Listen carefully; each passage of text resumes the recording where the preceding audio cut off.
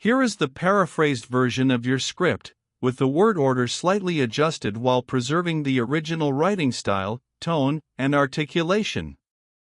Somewhere in the archived records of a county hospital that no longer exists, there are intake logs for a ward never officially opened.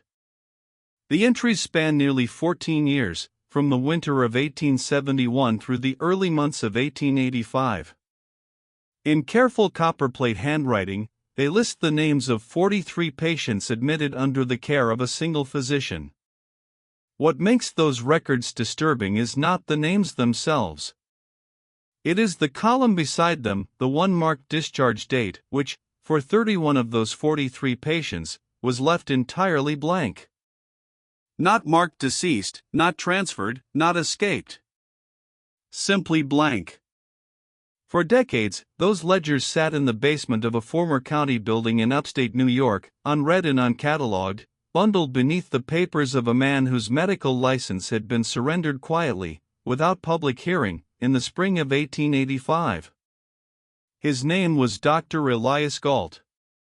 And if you had asked anyone in the village of Harwick Hollow in those years what kind of doctor he was, they would have told you, without hesitation, that he was the finest physician in the county, a man of extraordinary gifts, devoted above all else to keeping his patients alive.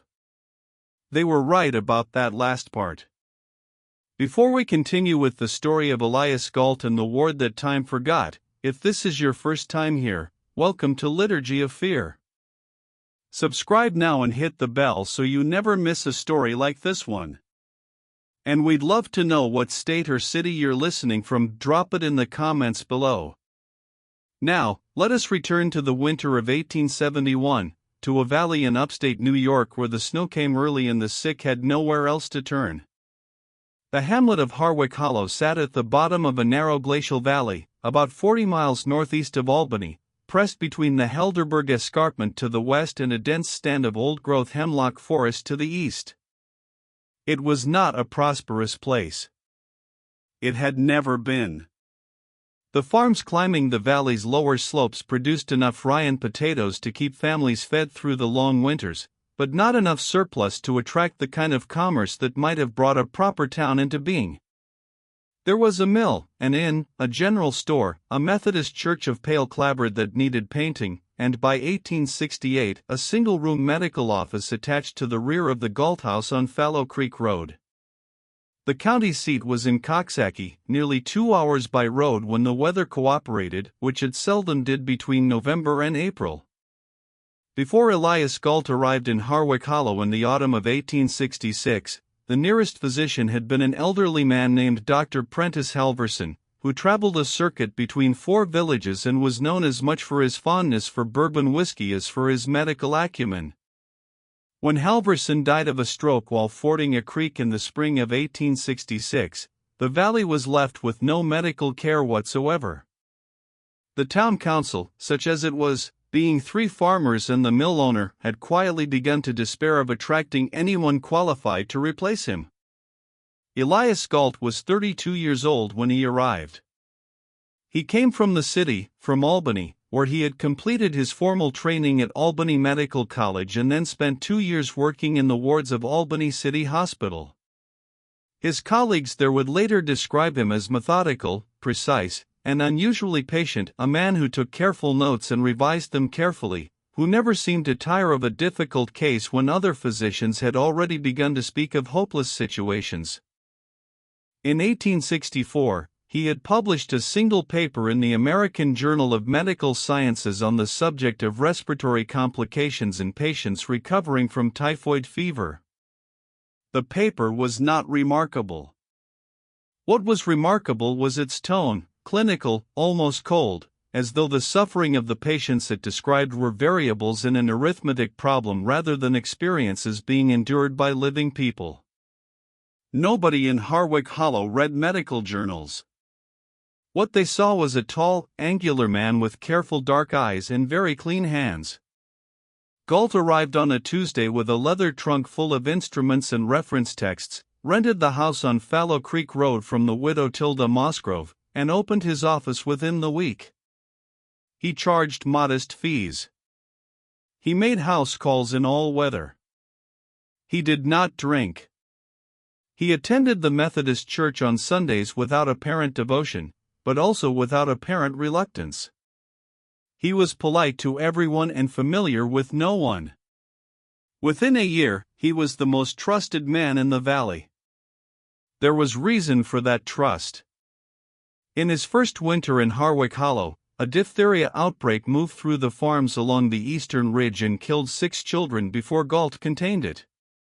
He did this by isolating the sick, enforcing quarantine with a firmness that irritated several farmers who could not afford to be kept from their livestock, and administering treatments, some of them drawn from European literature that had not yet reached standard American practice. That appeared to slow the disease's progression in at least 3 cases where death had seemed inevitable. The children who survived became a kind of testament. Their parents spoke of Gault with a reverence that the Methodist minister found slightly uncomfortable. By the early 1870s, the valley's population had grown modestly, not through prosperity, but through the arrival of 24 German immigrant families who had come to work the limestone quarry that opened on the escarpment in 1869. These families brought with them their own ailments, industrial injuries from the quarry work, chronic respiratory complaints from breathing stone dust, and, among the older men, the accumulated damage of decades of hard labor in worse conditions than anything Harwick Hollow offered. They also brought a cultural deference to educated professionals that sat comfortably alongside the valley's existing respect for Gault's abilities. It was for these quarry workers, and for the valley's poorest farming families, that Gault proposed the ward. He came to the town council in the winter of 1870 with a proposal written in the same precise hand that filled his patient ledgers. The valley, he argued, needed a facility for the care of patients whose conditions required sustained attention, not the kind of sustained attention a family with a farm to run and other children to feed could provide, but the continuous, professional attention that only a dedicated medical environment could offer. He had identified a building for the purpose, the old Renner farmhouse at the end of the hollow, which had stood empty since the Renner family departed for Ohio in 1868, and whose owner, a man in Albany who had inherited it without interest, was willing to lease it for a modest annual sum. The council approved the proposal with some hesitation. One member, a farmer named Cornelius Vander, raised the question of oversight. Who would inspect the facility? Who would ensure its operations met the standards of the county medical board? Gault answered patiently that he would maintain full records and submit them to the county medical officer annually, as required by law. The facility would not be a formal hospital, he explained, but a private care home operating under his license, which relieved it of certain regulatory burdens while still ensuring professional standards. Vander was not entirely satisfied, but the other council members were, and the motion passed 3-1. Work began on the Renner farmhouse in the spring of 1871. By November of that year, the ward, as it came to be called, though it had no official name, was ready to receive its first patients. The first patient admitted was a quarry worker named August Brenner, 47 years old, a native of Baden-Württemberg who had been in the valley for 2 years and whose lungs, Gault determined, had been severely compromised by stone dust. Brenner's breathing had worsened through the autumn to the point where he could no longer work, and his wife, Marta, had exhausted herself trying to nurse him while also managing their 4 children and the small kitchen garden that supplemented their income. When Gault suggested that August might benefit from the care of the ward, consistent monitoring, proper ventilation, a diet calibrated to his specific condition, Marta Brenner agreed with the relief of a woman who had been carrying a weight she could not put down. She visited the following Sunday. The farmhouse had been transformed into something clean and orderly, with 4 beds in the main room and 2 in a smaller chamber off the kitchen that Gault had extended with a lean-to addition. There were linen curtains on the windows, a wood stove that kept the air warm and dry, and a smell that Marta associated with a hospital she had glimpsed in Baden as a girl, carbolic, metallic, precise. Elias Gault met her at the door in his white coat and showed her to August's bed. August was sitting up, breathing more easily than he had in months. He held Marta's hand and told her the food was good, the doctor checked on him twice a day, and he was sleeping through the nights for the first time since summer. Marta Brenner went home reassured. She came back the following Sunday and the Sunday after that. On the third Sunday in January of 1872, she arrived to find that August had been moved to the smaller chamber off the kitchen. Gault explained that the main room was being used for a patient who required more intensive care, and that August's situation had stabilized sufficiently that he could be moved without any risk to his treatment. He said this gently and clearly and with the unhurried manner that people in the valley had come to associate with absolute competence. Marta nodded and went to see her husband. She noticed that the door to the small chamber had a new bolt on the outside. She did not say anything about the bolt that day. She told herself it was for privacy, or for preventing drafts, or for some other sensible medical reason she did not have the expertise to understand. But the bolt stayed in her mind the way an unexpected sound lingers in the ear long after it has passed. When she returned the following week, a woman she did not recognize answered the front door and told her that the doctor was not in and that visiting hours on Sundays had been changed to 2 hours in the afternoon beginning at 2 o'clock. Marta had arrived at 1:30. She waited in the cold for 30 minutes, was then admitted, and taken to see August, who was sitting in the same position as the week before in the same chair, with a blanket over his knees. He said he was feeling well. His voice was flat in a way that Marta could not quite identify. When she asked whether he wanted to come home now that his breathing had improved, he said the doctor thought it was too soon. When she asked what the doctor had said exactly, he paused, a pause she would remember for the rest of her life, and said he couldn't quite recall. Walking back through the snow along the hollow road, Marta Brenner tried to understand what was bothering her. Her husband was alive. His breathing was better. The facility was clean and orderly and under the care of a physician everyone respected. She had no evidence of anything wrong. Only the bolt, and the pause, and the flatness in his voice, and the feeling, which she could not justify and could not dismiss, that her husband was being held in that house the way a specimen is held in a jar, preserved and still and entirely in someone else's keeping. She did not know, as she walked home through the late January cold, that she had just had the last real conversation with August Brenner she would ever have. He remained in the ward for 6 more years. The valley moved on, as valleys do. The quarry expanded. 3 of the German families bought farmland and began to put down roots deep enough to feel permanent. A second general store opened. The Methodist Church got its fresh coat of paint. Elias Gault's ward received, over the following years, a slow and steady stream of patients, some sent by Gault himself after house calls, some arriving through referrals from neighboring communities that had begun to hear of the facility, 1 or 2 brought in family carriages by relatives from as far as Albany who had been told by someone who knew someone that Gault could manage conditions other physicians had given up on. The ward expanded.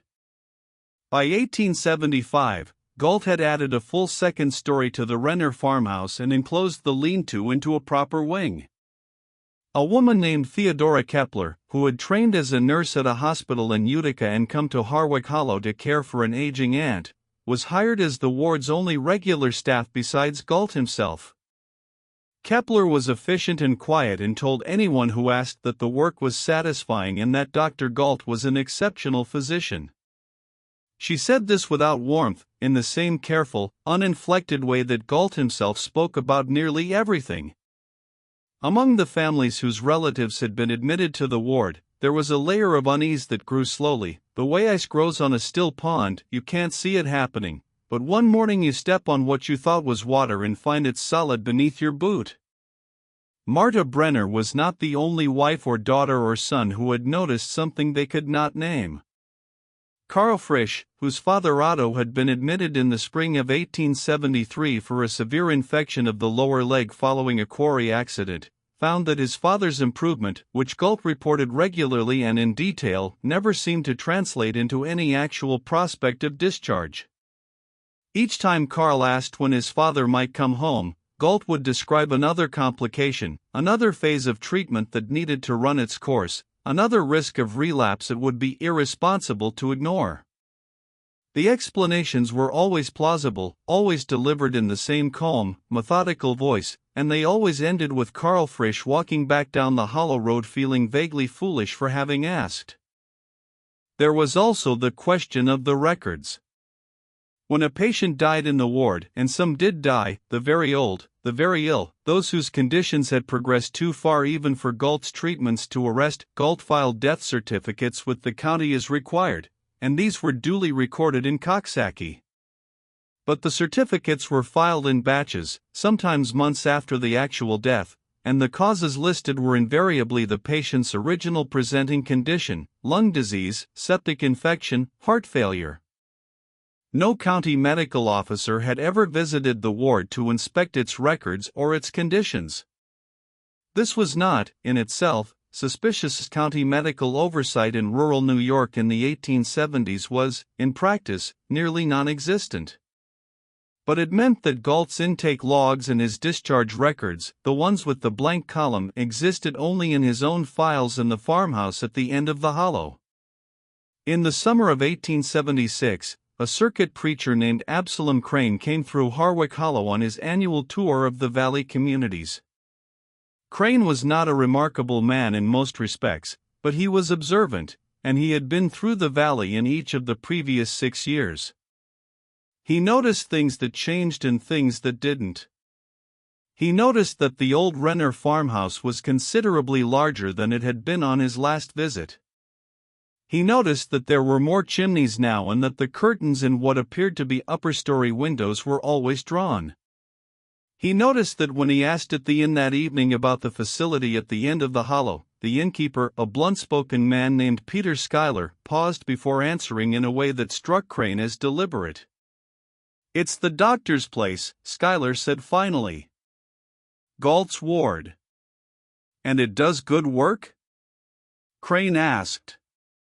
Schuyler looked at him steadily. "People go in," he said. Crane waited. "And they don't often come back out," Schuyler said, then turned away to wipe down the bar and did not say anything more on the subject. Crane sat with his supper and thought about what Schuyler had said. He thought about it for the rest of his circuit, and when he returned to Albany in the fall, he mentioned it almost as an afterthought over dinner with a colleague to a man named James Allgate, a reporter for the Albany Evening Journal who collected unusual observations the way other men collected stamps. Allgate wrote nothing about it immediately, but he kept the name Elias Gault, Harwick Hollow, and began, quietly and without hurry, to make inquiries. It took James Allgate the better part of 2 years to assemble enough information to feel he was looking at something real rather than a collection of disconnected complaints and rumors. He was a careful reporter, careful enough to have learned through painful experience the difference between a story and a grievance and the consequences of mistaking one for the other. So he gathered slowly. He obtained through the county clerk's office in Coxsackie the death certificates Gault had filed between 1871 and 1878. There were 11 of them. He compared them against the intake records he had been able to partially reconstruct through interviews with families of admitted patients. The math was troubling. He could identify through those interviews at least 28 individuals admitted to the ward during that period. 11 had death certificates. For the remaining 17, he could find no record of discharge. He traveled to Harwick Hollow in the autumn of 1878 and spent 4 days at the inn, having conversations with everyone willing to talk to him, which was fewer people than he had hoped. Peter Schuyler, who had first planted the seed 2 years earlier through the circuit preacher's account, spoke with him at length, though always in the back room of the inn and always after ensuring no one else was nearby. What Schuyler told him was not dramatic, it was a series of small, ordinary observations that together formed a picture Aldgate found deeply unsettling. Schuyler had seen patients in the ward's yard in the warmer months, sitting in chairs or walking slowly near the garden Kepler kept on the south side of the building. He had spoken once with a man he recognized as Emil Vorst, a farmer from the northern end of the valley who had been admitted 2 years earlier for a severe winter illness that had nearly killed him. Vorst had recovered, anyone could see that by looking at him. He was walking on his own, speaking coherently, and showed no obvious signs of serious illness. Schuyler asked him when he was going home, and Vorst looked at him with an expression Schuyler could only describe as carefully blank and said the doctor had not determined it was safe yet. Then Kepler came around the side of the building, Vorst looked away, and the conversation ended. That expression *carefully blank* was the phrase that lodged in Aldgate's mind.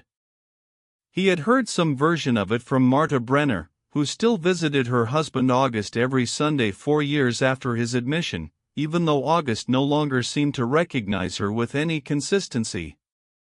He had heard it from Karl Frisch, who had not been permitted to see his father Otto in over a year, Gault having explained that the elder Frisch was in a delicate phase of treatment requiring complete rest and minimal stimulation.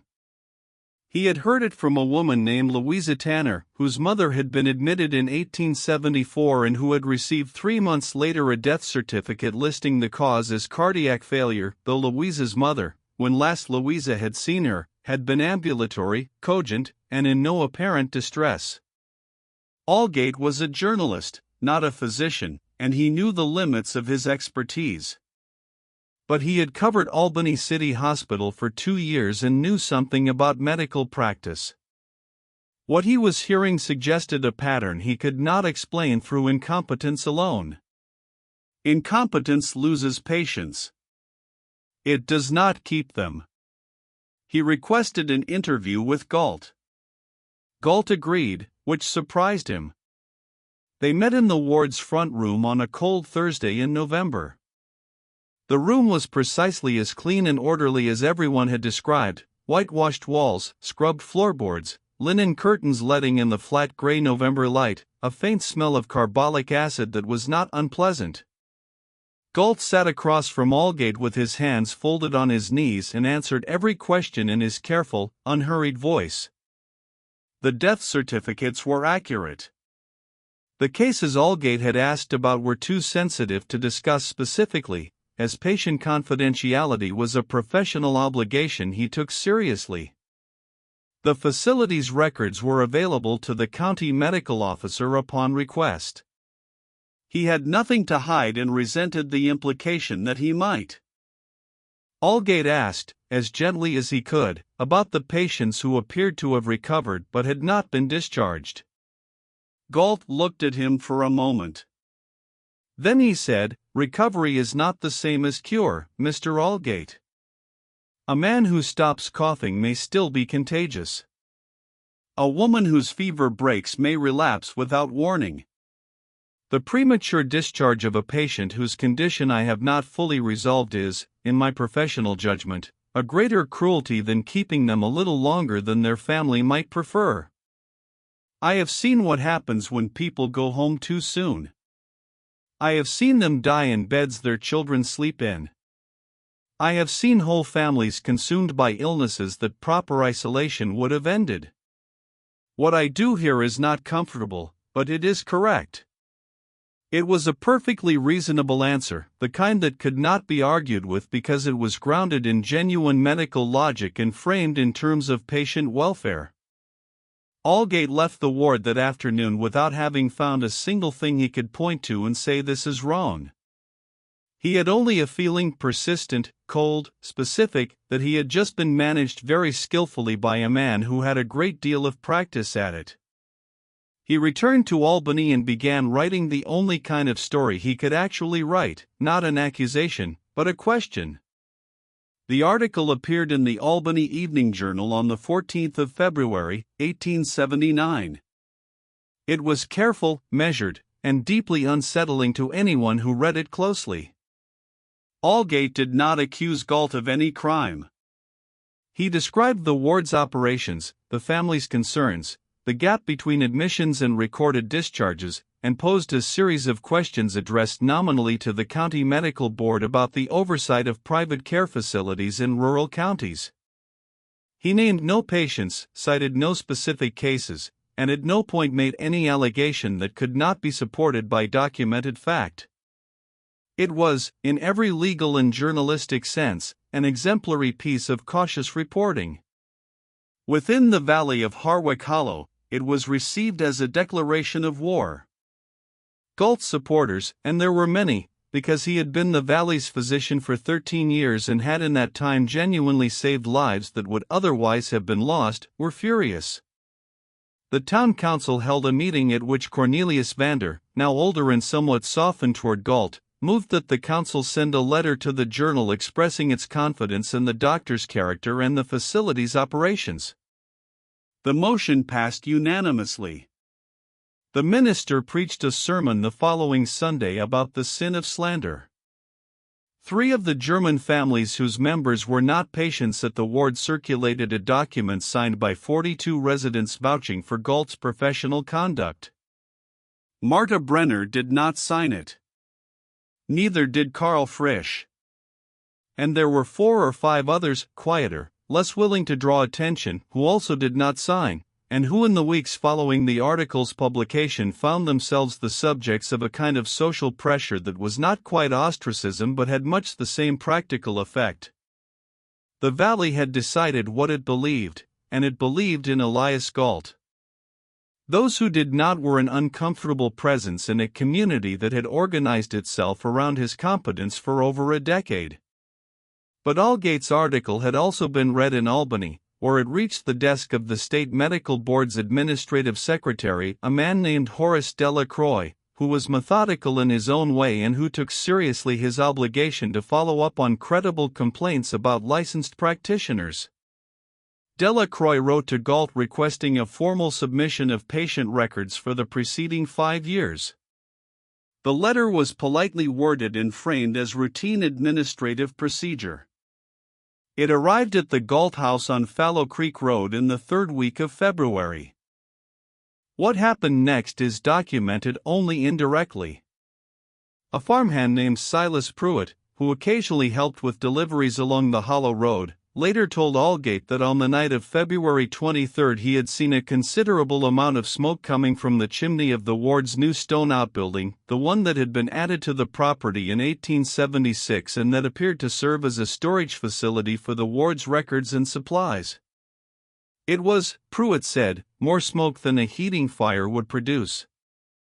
It was the kind of smoke that comes from paper. 3 weeks later, Gault submitted to the State Medical Board a set of records that covered only the years 1876 to 1879 and that showed for that period 19 patient admissions and 19 corresponding discharges or death certificates. The records were clean, legible, and internally consistent. Delacroix reviewed them, noted no immediate irregularities, and filed them. For the moment, the inquiry stopped. But something else had begun. Among the families who had read Aldgate's article and who recognized themselves in the questions it asked without naming them, there was a slow crystallization of purpose. They had been isolated from one another, each family managing its own uncertainty, its own carefully reasonable explanations, its own reluctance to seem ungrateful to the man who had, after all, kept their relative alive. But the article had shown them that they were not alone, that other people were asking the same questions, that the questions themselves were not unreasonable. Marta Brenner wrote a letter to James Aldgate. So did Karl Frisch. So eventually did a woman named Hedwig Rausch, whose brother Conrad had been admitted in 1874 and who had stopped receiving any communication from the ward in 1877, when Gault had informed her by post that Conrad's condition had deteriorated beyond the point where visits could be permitted. Conrad Rausch would have been 41 years old in 1879. His death certificate, which Gault had not yet filed, did not exist. In the spring of 1879, Allgate traveled back to Harwick Hollow with the letters in his coat pocket and a considerably clearer sense of what he was dealing with. This time, he did not request a meeting with Gault. He went directly to the ward and asked to see the patients. Kepler met him at the door. She was polite and immovable. The ward was not open for unannounced visits. The doctor was not in. She would convey his request.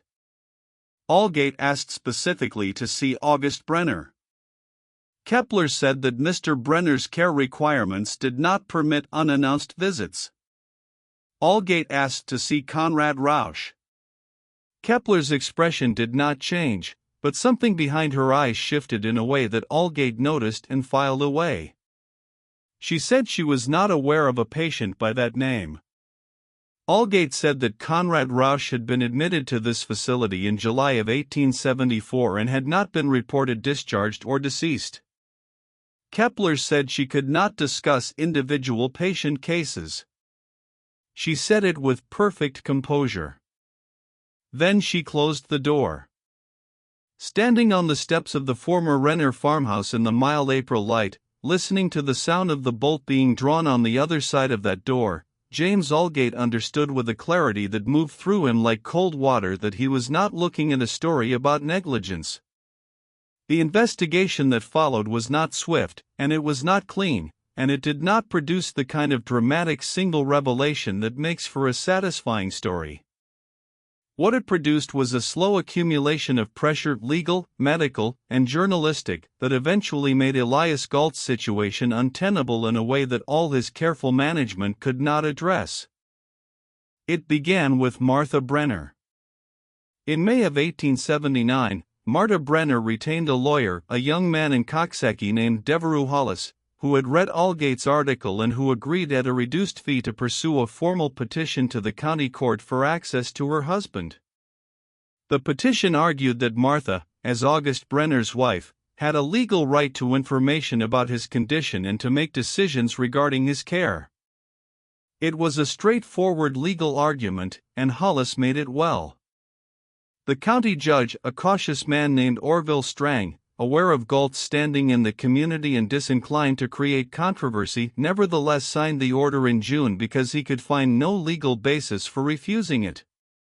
Gault's response, submitted through his own lawyer in Albany, was to present August Brenner's condition as one of severe mental deterioration, the result, he claimed, of the original lung disease's impact on August's neurological function. He submitted a medical report in his own hand describing a man no longer capable of self-directed action or coherent communication, requiring continuous institutional care for his own safety and the safety of others. He argued that Martha Brenner's visits, far from benefiting August, were causing him distress that set back his treatment. Judge Strang appointed a neutral physician from Albany, a man named Dr. Francis Cleary, to evaluate August Brenner's condition and report to the court. Cleary visited the ward on a Tuesday morning in August of 1879. He was accompanied by a county constable, which Gault had not been informed would be the case, and which Kepler, meeting them at the door, had no legal basis to refuse. Gault himself was not present. He was at his office on Fallow Creek Road. Kepler led them through the ward with the careful composure of someone who had rehearsed this, or something like it, many times. What Cleary found in the main room of the ward were 3 patients, all elderly, all in beds, all in states of apparent sedation. He examined them briefly and noted in his records the smell he associated with laudanum, the tincture of opium that in the 1870s was legal, widely available, and routinely misused. He noted that the patient's muscle tone suggested long-term immobility, and that one of the 3, a woman he could not identify as no names were displayed, showed signs of pressure sores consistent with months or years of being confined to bed. He asked Kepler to show him the remaining patients. Kepler said the other rooms were in use and could not be disrupted. The constable said the court order covered the entire facility. Kepler said she would need to consult with Dr. Gault. The constable said that was not an option currently available to her, and stepped past her into the hallway. The second and third rooms held 2 patients each, in conditions similar to those in the main room. The small chamber off the kitchen, the one with the bolt on the outside, held 1 patient. Cleary estimated the man's age at approximately 50, which matched August Brenner's age in 1879. The man was awake in a chair by the window, and he looked at Cleary when Cleary entered the room with the slow, slightly unfocused attention of someone who had been in a chemically dampened state for a long time. Cleary asked him his name. After a pause, the man said his name was August. Cleary asked him what month it was. August looked out the window at the summer light, looked back at Cleary, and said he didn't know. Cleary asked him if he wanted to go home. August was quiet for a long time. Then he said, slowly and with evident difficulty, "I don't think the doctor wants me to." That sentence, 6 words, spoken by a man who appeared physically recovered from a respiratory illness that had been his original reason for admission 8 years earlier, was the center of Francis Cleary's report to the court. The report concluded that August Brenner showed no signs of active disease requiring institutional care, that his cognitive impairment appeared consistent with prolonged administration of sedative compounds rather than neurological disease, and that his retention in the facility was, in Cleary's professional opinion, medically unwarranted.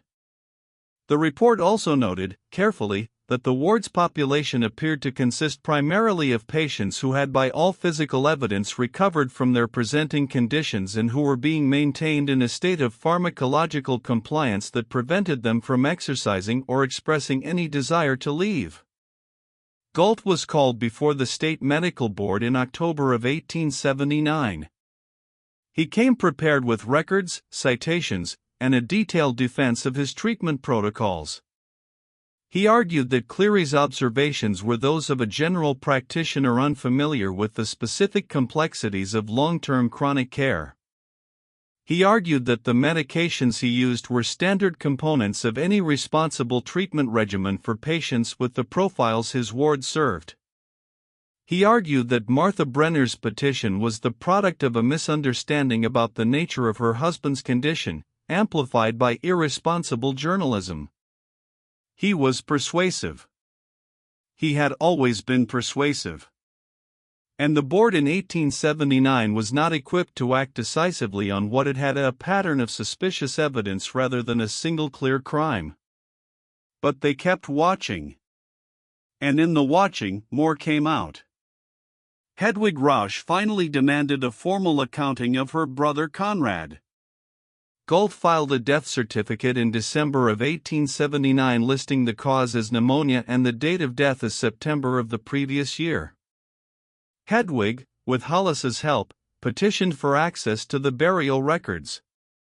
The cemetery on the Hollow Road had no record of Conrad Rausch. Gault explained that Conrad had been interred on the ward's property, which he owned, at the family's request, a request Hedwig stated for the record had never been made by any member of the family, because no member of the family had been informed of Conrad's death until 15 months after it had allegedly occurred. An inquiry into the ward's property found, in the spring of 1880, evidence of a small enclosed area on the north side of the building that appeared to have been used as a burial site.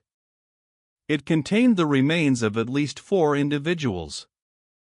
3 were eventually identified through the painstaking work of matching physical characteristics against intake records: Conrad Rausch, a quarry worker named Philip Ostern, and a woman from a neighboring valley whose family had been told she was discharged in 1875. The 4th was never identified. Gault maintained through the entire process that the burials had been with the family's knowledge and consent, that the deaths had been from natural causes consistent with the patient's conditions, and that the delay in filing documentation was an administrative failure, not a deliberate concealment. He was asked, repeatedly and in several different legal forums, to explain the blank discharge column. He said it was a clerical system he had since revised. He said it was an artifact of his record-keeping method. He said it meant nothing. The board could not prove that it meant anything definitive. But they could, and in the spring of 1885, they did. They determined that his practice of administering sedative compounds to patients without documented medical justification, his failure to maintain adequate death records, and his pattern of obstructing legitimate family access to patients constituted sufficient grounds for the surrender of his license. The proceeding was administrative rather than criminal. There was no trial. There was no jury.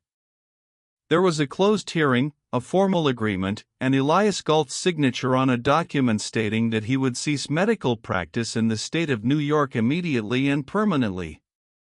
He left Harwick Hollow that spring. He went somewhere west. There were accounts, years later, that placed him in Pennsylvania, then Ohio, then further still always in counties where his name had not preceded him. The ward on the Renner farmhouse property was emptied, and its remaining patients, 6 of them, including August Brenner, were returned to their families or, in 2 cases where there was no family to receive them, transferred to the county almshouse. August Brenner came home to Martha in April of 1885. He had been in the ward for 13 years. He was 60 years old, and he walked with the careful uncertainty of someone relearning a skill. He had no specific memory of the years between roughly 1875 and 1885. They existed for him as a kind of gray absence punctuated by occasional impressions: a window, a chair, the smell of carbolic and laudanum, Kepler's footsteps in the hallway. He lived for another 4 years. He died in his own bed in the fall of 1889, with Martha beside him. His death certificate, filed by the county physician, listed the cause as heart failure. It was accurate.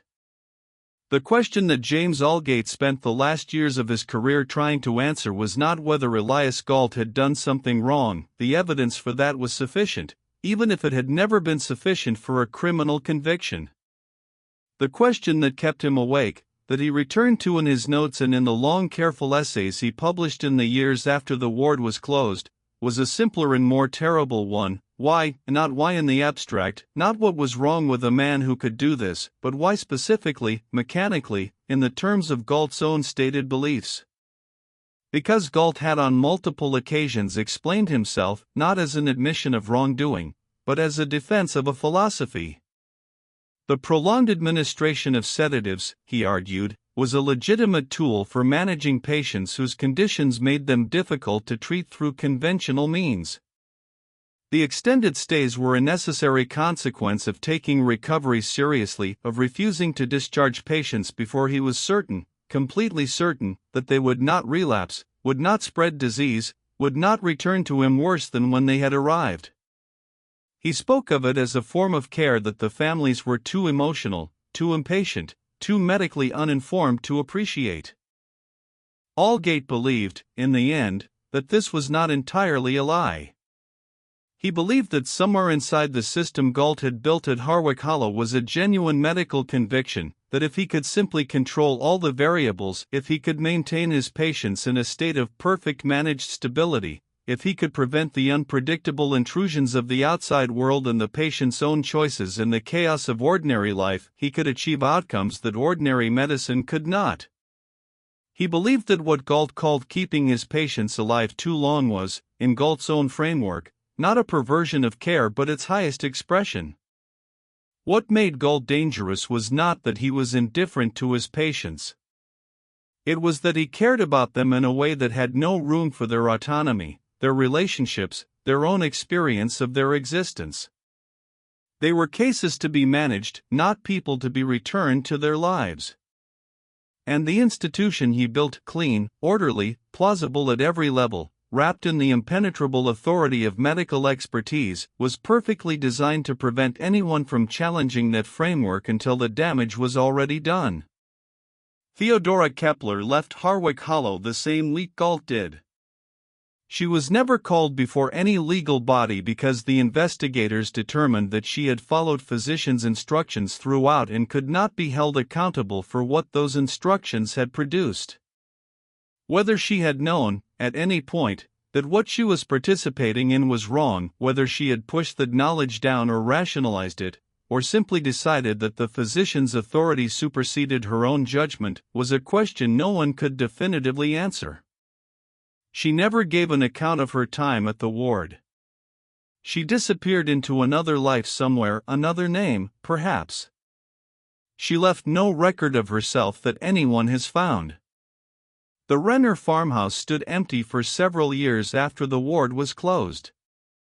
It was eventually purchased by a family from Albany who used it as a summer residence and who, reportedly, knew nothing of its history. By the early 20th century, it had been substantially renovated. By mid-century, the original structure was barely visible beneath the additions. Eventually, like so many buildings in valleys that time slowly abandons, it fell into disrepair, then into the kind of ruin that becomes indistinguishable from the landscape, and then into the ground. The intake ledgers, the ones with the blank discharge column, were preserved in a county record storage facility that changed hands several times over the following decades. They were catalogued incorrectly, marked as a general hospital register from a now-defunct facility, and filed under a heading no one was likely to search. They sat there for nearly a century, undisturbed, 43 names and 31 blanks, waiting for someone who knew what they were looking at. When they were finally examined in the course of a local historical society's survey of county medical records, the archivist who opened the ledger noted in her report that the handwriting in the discharge column was very clean, that it showed no sign of correction or revision, that whoever had maintained these records had always intended, from the beginning, to leave those spaces empty. She did not know what to make of that. She wrote it down accurately and moved on to the next box. Some questions, it turns out, are answered not by revelations but by the slow, patient accumulation of things that cannot be explained away. The blank column. The bolt on the outside of the door. The careful smoke from the outbuilding chimney on a February night. The 6 words of a man who had been kept alive, carefully, methodically, professionally kept alive for 8 years past any medical necessity, sitting in a chair by a window with the summer light coming in, saying that he didn't think the doctor wanted him to go home. This mystery shows us something about the nature of authority and the danger of expertise wielded without accountability, how an institution can be built on genuine care and still become a cage, how a man can dedicate his life to a principle and use that principle to justify things that should never have been permitted. What do you think of this story? Do you believe everything was revealed? What do you think happened to Elias Gault after he went west? Do you think he stopped? Leave your comment below. If you enjoyed this story and want more dark histories like this one, subscribe to Liturgy of Fear, hit the notification bell, and share this video with someone who loves the mysteries that history leaves behind. These are the stories that never made the front page, but they never really went away, either. See you in the next one.